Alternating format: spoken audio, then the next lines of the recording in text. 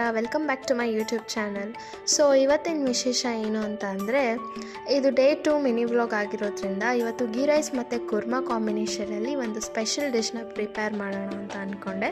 So ಮೊದಲಿಗೆ ತರಕಾರಿನೆಲ್ಲ ಬೇಯಿಸೋಕ್ಕೆ ಒಂದು ಕಡೆ ಇಟ್ಬಿಟ್ಟು, ಇನ್ನೊಂದು ಕಡೆ ಮಿಕ್ಸಿಗೆ ತೆಂಗಿನಕಾಯಿ ಹಾಗೂ ಜೀರಿಗೆ, ಗೋಡಂಬಿ ಮತ್ತು ಧನಿಯಾ ಪುಡಿ, ಸ್ವಲ್ಪ ಚಿಕನ್ ಮಸಾಲ ಹಾಗೂ ಚಿಲ್ಲಿ ಪೌಡರ್ ಆ್ಯಂಡ್ ಗರಂ ಮಸಾಲಾನ ಕೂಡ ನಾನು ಸ್ವಲ್ಪ ಆ್ಯಡ್ ಮಾಡ್ತೀನಿ.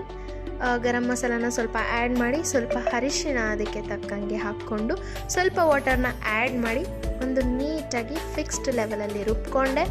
ಸೊ ರುಬ್ಕೊಂಡಾಗಿದ್ದಾದಮೇಲೆ ಕರಿಗೆ ಬೇಕಾಗಿರುವಂಥ ಚಕ್ಕೆ ಲವಂಗ, ಏಲಕ್ಕಿ, ಒಂದು ಚಾಪ್ಡ್ ಆನಿಯನ್, 2 ಟೊಮ್ಯಾಟೊ ಹಾಗೆ ಜೀರಿಗೆ ಎಲ್ಲನೂ ತಗೊಂಡು ಒಂದು ಕಡೆ ಬಟಾಣಿ ಹಾಗೂ ಬೇಯಿಸ್ಕೊಂಡಿರುವಂಥ ತರಕಾರಿ ಅದು ಬೆಂದಾದ್ಮೇಲೆ ಆಫ್ ಮಾಡಿ ಒಂದು ಕಡೆ ಇಟ್ಕೊಳ್ಳಿ. ಹಾಗೆ ರುಬ್ಕೊಂಡಿರುವಂಥ ಮಸಾಲ. ಸೊ ಇದೆಲ್ಲ ಕರಿಗೆ ಬೇಕಾಗಿರೋವಂಥ ಇಂಗ್ರೀಡಿಯೆಂಟ್ಸ್. ಸೊ ಈಗ ಕರಿನ ಪ್ರಿಪೇರ್ ಮಾಡೋದು ಹೇಗೆ ಅಂತ ನೋಡೋಣ. ಬಂದು ಬಾಣಲಿನ ಇಟ್ಕೊಂಡು ಆ ಬಾಣಲಿಗೆ ಸ್ವಲ್ಪ ಎಣ್ಣೆನ ಹಾಕಿ, ಬಾಣಲಿಗೆ ಸ್ವಲ್ಪ ಎಣ್ಣೆ ಹಾಕಿದಾದ್ಮೇಲೆ ಸ್ವಲ್ಪ ಎಣ್ಣೆ ಕುದ್ದಾದ್ಮೇಲೆ ನಿಮ್ಮ ಹತ್ರ ಇರೋಂಥ ಸ್ಪೈಸಸ್, ಚಕ್ಕೆ ಲವಂಗ, ಏಲಕ್ಕಿ ಏನೆಲ್ಲ ನಿಮ್ಮ ಹತ್ರ ಇದೆ ಅದನ್ನೆಲ್ಲ ಹಾಕಿ, ಅದನ್ನೆಲ್ಲ ಹಾಕ್ಕೊಂಡಿದ್ದಾದಮೇಲೆ ಅದು ಸ್ವಲ್ಪ ಬ್ರೌನ್ ಕಲರ್ ಬಂದಾದಮೇಲೆ ಚಾಪ್ಡ್ ಆನಿಯನ್ಸ್ ಏನಿರುತ್ತೆ ಅದನ್ನು ಅದರೊಳಗಡೆ ಹಾಕಿದಾದ್ಮೇಲೆ ಒಂದು ಸ್ಟಿರ್ನ ಕೊಡಿ. ಸೊ ನೀಟಾಗಿ ಒಂದು ರೌಂಡ್ ಕಳಿಸ್ಕೊಂಡು ಆನಿಯನ್ ಎಲ್ಲ ಬ್ರೌನಿಷ್ ಕಲರ್ ಬಂದಾದಮೇಲೆ ಈಗ ಅದಕ್ಕೆ ಟೊಮೆಟೊನ ಹಾಕುವಂಥ ಟೈಮ್. ಸೊ ಟೊಮೆಟೊನ ಹಾಕಿದ್ದೀನಿ.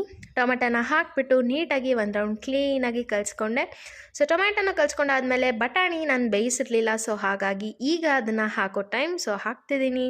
ಬಟಾಣಿ ಹಾಕ್ಕೊಂಡಾದ ಆದಮೇಲೆ ಈಗ ನೀಟಾಗಿ ಕಲಿಸ್ಕೊಂಡು ಸಿದ್ರೆ ಅದು ನೀಟಾಗಿ ಬೇಯುತ್ತೆ. ಸೊ ಈಗ ಉಪ್ಪನ್ನು ಹಾಕಿದೆ, ನೀಟಾಗಿ ಅದನ್ನು ಕಲಿಸ್ಕೊಂಡು ಲಿಡ್ನ ಕ್ಲೋಸ್ ಮಾಡಿಡ್ತೀನಿ. ಆವಾಗ ಟೊಮ್ಯಾಟೊ ಮತ್ತು ಬಟಾಣಿ ಸಾಫ್ಟಾಗಿ ಬೆಂದಿರುತ್ತೆ. ಸೊ ಈಗ ಲಿಡ್ನ ಕ್ಲೋಸ್ ಮಾಡಿದೆ. ಒಂದು ಕಡೆ ರೈಸ್ನ ವಾಶ್ ಮಾಡ್ಕೊಬಿಡೋಣ ಅಂತ ಹೇಳಿ ರೈಸ್ನ ವಾಶ್ ಮಾಡಿ ಇಟ್ಕೊಂಡೆ. ಅದರಲ್ಲಿರೋ ಅಂಥ ಏನೆಲ್ಲ ಕೆಮಿಕಲ್ಸ್, ಸ್ಟೀಮ್ ರೈಸ್ ಆಗಿರೋದ್ರಿಂದ ಕೆಮಿಕಲ್ಸ್ ಇದೇ ಇರುತ್ತೆ. ಸೊ ಹಾಗಾಗಿ ನೀಟಾಗಿ ವಾಶ್ ಮಾಡಿಕೊಂಡು ಒಂದು ಕಡೆ ರೈಸ್ನ ರೆಡಿ ಮಾಡಿ ಇಟ್ಕೊಂಡೆ. ಈಗ ಹೇಗೆ ಬೆಂದಿದೆ ನೋಡಿ, ಎಲ್ಲ ನೀಟಾಗಿ ಬೆಂದಿದೆ.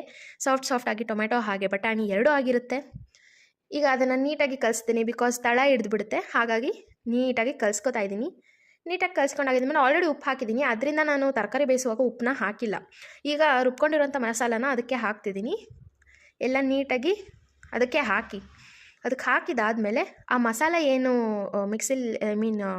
ಜಾರಲ್ಲಿರುತ್ತಲ್ಲ ಅದಕ್ಕೆ ಸ್ವಲ್ಪ ನೀರು ಹಾಕ್ಕೊಂಡು ಕಲಾಯಿಸ್ಕೊಂಡು ಆ ನೀರನ್ನು ಸಹ ಅದಕ್ಕೆ ಹಾಕಿ. ಯಾಕಂದರೆ ಕುದೀತಾ ಕರಿ ಅನ್ನೋದು ನಾವು ಹಾಕಿರೋ ಇಂಗ್ರೀಡಿಯೆಂಟ್ಸ್ ರೀಸನೇಬಲಿಂದ ಅದು ಸ್ವಲ್ಪ ಇಮರ್ತಾ ಹೋಗುತ್ತೆ, ಅಂದರೆ ಗಟ್ಟಿ ಆಗ್ತಾ ಹೋಗುತ್ತೆ.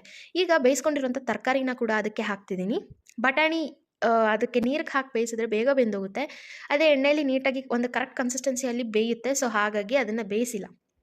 ಈಗ ಅದನ್ನೆಲ್ಲ ನೀಟಾಗಿ ಕಲಿಸ್ಕೊಂಡು ಒಂದು ಕಡೆ ಉಪ್ಪನ್ನ ತೊಗೊಂಡು ಉಪ್ಪೆಲ್ಲ ಹಾಕಿ, ಯಾವ ಲೆವೆಲ್ಗೆ ಬೇಕೋ ಉಪ್ಪನ್ನ ಆ ಥರ ಹಾಕ್ಕೊಳ್ಳಿ. ನಾನು ಸ್ವಲ್ಪ ಉಪ್ಪು ಹಾಕ್ಕೊಂಡಿದ್ದೀನಿ, ಜಾಸ್ತಿ ನಮ್ಮ ಮನೇಲಿ ಉಪ್ಪು ತಿನ್ನಲ್ಲ. ಇವಾಗ ಉಪ್ಪನ್ನ ಹಾಕ್ಕೊಂಡಿದ್ದಾದಮೇಲೆ ನೀಟಾಗಿ ಲಿಡ್ನ ಕ್ಲೋಸ್ ಮಾಡಿ ಇಟ್ಬಿಡ್ತೀನಿ. ಇದೊಂದು 5 ನಿಮಿಷ ಕುದ್ದಾದಮೇಲೆ ಒಂದು ಕುದಿ ಬಂದಮೇಲೆ ಆಫ್ ಮಾಡಿಬಿಡಿ, ಸಾಕು.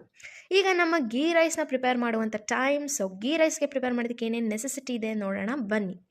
ಗೀ ರೈಸ್ ಮಾಡೋದಕ್ಕೆ ಡೆಫಿನೆಟ್ಲಿ ಗೀ ನಮಗೆ ಬೇಕೇ ಬೇಕು. ಜೀರಿಗೆ, ಮೆಣಸು, ಹಸಿಮೆಣಸಿನ್ಕಾಯಿ, ಚಕ್ಕೆ ಲವಂಗ ಹಾಗೆ ಶುಂಠಿ ಬೆಳ್ಳುಳ್ಳಿ ಪೇಸ್ಟ್ ಮತ್ತು ಏಲಕ್ಕಿ, ಒಂದು ಕಡೆ ಪುದೀನ ಹಾಗೂ ಕೊತ್ತಂಬರಿ, ಇನ್ನೊಂದು ಕಡೆ ವಾಶ್ ಮಾಡಿ ಇಟ್ಕೊಂಡಿರುವಂಥ ರೈಸ್.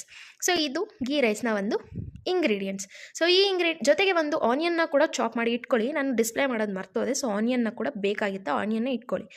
ಈಗ ಒಂದು ಕುಕ್ಕರ್ ಇಟ್ಟು ಫ್ಲೇಮ್ ಆನ್ ಮಾಡಿ ಆನಿಯನ್ಸ್ ಎಲ್ಲ ಗೀ ಹಾಕಿ ಅದಕ್ಕೆ ಆನಿಯನ್ಸ್ ಹಾಕಿ ಚಾಪ್ ಮಾಡಿರೋಂಥ ಆನಿಯನ್ಸ್ನ, ಆಮೇಲೆ ನನ್ನ ಹತ್ರ ಇರೋಂಥ ಸ್ಪೈಸಸ್ನ ಕೂಡ ಅದಕ್ಕೆ ಹಾಕ್ತಿದ್ದೀನಿ. ನೆಕ್ಸ್ಟ್ ನಿಮಗೆ ಹಸಿಮೆಣ್ಸಿನ್ಕಾಯಿ ಅನ್ನೋದು ಖಾರದ ಮೇಲೆ ಡಿಪೆಂಡ್ ಆಗುತ್ತೆ. ನಿಮಗೆ ಖಾರ ಜಾಸ್ತಿ ಬೇಕು ಅಂತಂತ ಹೇಳಿದ್ರೆ ನೀವು ಹಸಿಮೆಣ್ಸಿನ್ಕಾಯಿನ ಕಟ್ ಮಾಡಿ ಹಾಕ್ಕೋಬೋದು. ನನಗೆ ಖಾರ ನೆಸೆಸಿಟಿ ಇಲ್ಲ, ಸೊ ಹಾಗಾಗಿ ನಾನು ಪೂರ್ತಿ ಹಸಿಮೆಣ್ಸಿನ್ಕಾಯಿನೇ ಹಾಕ್ತಿದ್ದೀನಿ. ಸೊ ಇದನ್ನು ನೀಟಾಗಿ ಕಲಿಸ್ಕೊಂಡು ಇದು ಒಂದು ಬ್ರೌನ್ ಕಲರ್ ಬಂದಾದಮೇಲೆ ಇದು ಶುಂಠಿ ಬೆಳ್ಳುಳ್ಳಿ ಪೇಸ್ಟ್ ಇದನ್ನು ಕೂಡ ಹಾಕ್ತೆ. ಸೊ ಸ್ವಲ್ಪ ಉಪ್ಪು, ವಾಟರ್, ಫಸ್ಟ್ ವಾಟರ್ ಹಾಕಿ ಆಮೇಲೆ ಕೂಡ ಉಪ್ಪು ಹಾಕ್ಬೋದು, ಇಲ್ಲ ಉಪ್ಪು ಹಾಕಿ ವಾಟರ್ ಹಾಕ್ಕೊಬೋದು. ಆಮೇಲೆ ರೈಸ್ನ ಕೂಡ ಹಾಕ್ಕೊಂಡು 1 ಗ್ಲಾಸ್ ರೈಸ್ಗೆ 1.5 ಗ್ಲಾಸ್ ನೀರು, ಈ ಅಳತೆಯಲ್ಲಿ ರೈಸ್ ಮತ್ತು ವಾಟರ್ನ ಹಾಕ್ಕೊಳ್ಳಿ.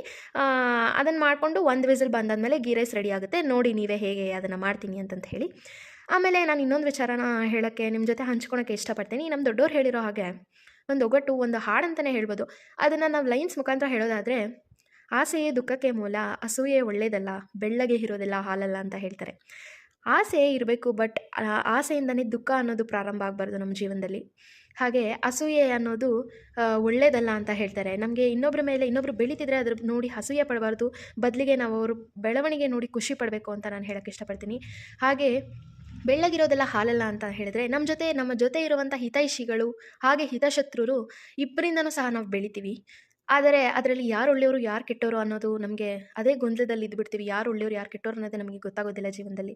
ಆದರೆ ನಾವು ಎಂಥವ್ರ ಜೊತೆನೇ ಇರಲಿ ಇಲ್ಲದೇ ಇರಲಿ, ನಮ್ಮ ಗುರಿ ಏನಿದೆ ಅದನ್ನು ತಲುಪೋವರೆಗೂ ನಾವು ಅದ್ರ ಬಗ್ಗೆ ಮಾತ್ರ ದಿಟ್ಟತೆಯಿಂದ ಇರಬೇಕೇ ಹೊರತು ಬೇರೆದ್ರ ಕಡೆ ಗಮನವನ್ನು ಯಾವತ್ತೂ ಕೊಡಬಾರ್ದು, ಬೇರೆಯ ಸೆಳೆತಕ್ಕೆ ಸಿಕ್ಕೋಕೋಬಾರ್ದು ಅಂತ ಈ ಮೂಲಕ ನಿಮಗೆ ಹೇಳೋಕ್ಕೆ ಇಷ್ಟಪಡ್ತೀನಿ. ಎಲ್ಲರೂ ಮನೇಲಿ ಏನೇನು ತಿಂಡಿ ಮಾಡ್ಕೊಂಡಿದ್ದೀರಾ ಎಲ್ಲ ನನ್ನ ಕಮೆಂಟ್ ಬಾಕ್ಸಲ್ಲಿ ತಿಳಿಸಿ. ಸೊ ನೋಡಿ, ಗೀ ರೈಸ್ ತುಂಬ ಚೆನ್ನಾಗಿ ಪ್ರಿಪೇರ್ ಆಗಿದೆ. ಅನ್ನ ಅನ್ನೋದು ಸ್ವಲ್ಪ ಮುದ್ದೆ ಆಗಿಲ್ಲ ಮತ್ತು ಜಾಸ್ತಿ ಉದ್ರೂ ಆಗಿಲ್ಲ, ಕರೆಕ್ಟಾಗಿ ಪ್ರಿಪೇರ್ ಆಗಿದೆ. ಅನ್ನ ಅನ್ನೋದು ತುಂಬ ಚೆನ್ನಾಗಿ ಬಂದಿದೆ. ಗೀ ರೈಸ್ ಮತ್ತು ಕುರ್ಮಾ ಕಾಂಬಿನೇಷನ್ ನನಗಂತೂ ಸಖತ್ ಇಷ್ಟ. ಖಾರ ಬೇಕು ಅಂದವರು ಈಗ ನೋಡಿ, ಹಸಿಮೆಣ್ಸಿನ್ಕಾಯಿನ ನೀವು ಇಸ್ಕೊಂಡು ತಿಂದರೆ ಖಾರ ಜಾಸ್ತಿ ಆಗುತ್ತೆ. ಕುರ್ಮಾನೂ ಸಹ ಒಂದೊಳ್ಳೆ ಕನ್ಸಿಸ್ಟೆನ್ಸಿಯಲ್ಲಿ ಪ್ರಿಪೇರ್ ಆಗಿದೆ.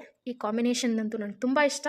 ಹೋಪ್ ಎಲ್ರಿಗೂ ಇಷ್ಟ ಆಯಿತು ಅಂತ ಅಂದ್ಕೊತೀನಿ. ನೀವು ಮನೇಲಿ ಟ್ರೈ ಮಾಡಿ. ನೋಡೋದಕ್ಕೆ ಥ್ಯಾಂಕ್ ಯು.